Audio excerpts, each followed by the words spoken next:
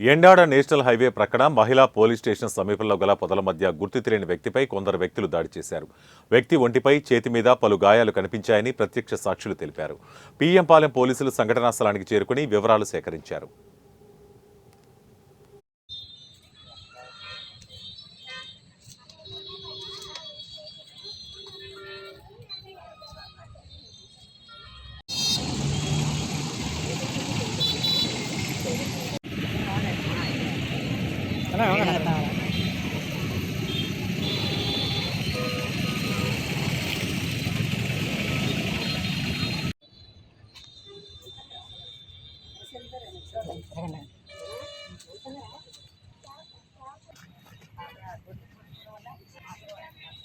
లోపల ఎక్కడ అదంటే అది అనుకుంటున్నా అమ్మాయి లోపలికి పేపర్తో పట్టుగా ఫింగర్ పెట్టి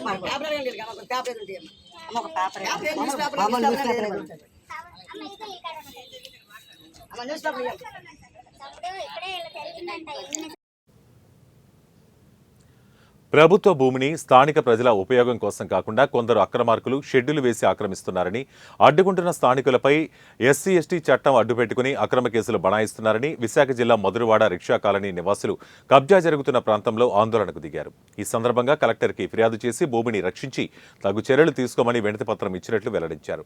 అలాగే గ్రామస్తుల సంక్షేమం కోసం సదరు స్థలాన్ని కళ్యాణ మండపం నిమిత్తం కేటాయించమని కోరారు.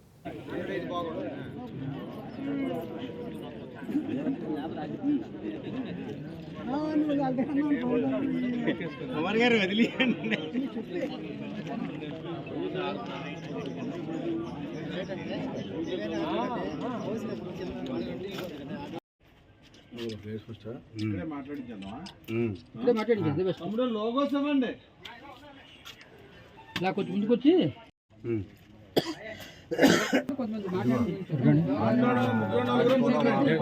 ఈరోజు ఇచ్చేసిన మీడియా మిత్రులందరికీ మా రిక్షా కాలనీ తరఫున పేరున ధన్యవాదాలు తెలుపుతున్నాం అండి.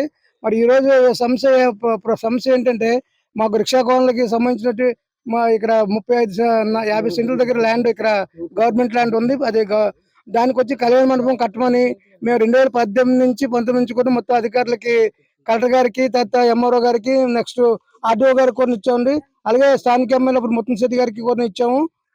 జీవీఎంసీ కమిషనర్ గారికి అందరు కూడా 2019 నుంచి కూడా మొత్తం అలా ప్రతి సంవత్సరం ఇచ్చుకొని వస్తున్నారు. గ్రీన్ ఛానల్ వాటిలో వాళ్ళు వచ్చి న్యాయం చేస్తా ఉన్నారు.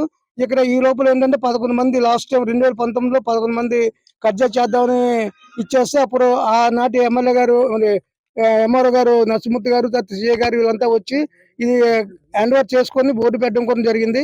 ఆ బోర్డు ఇంకా ఇలా ఇక్కడే ఉందండి బోర్డు.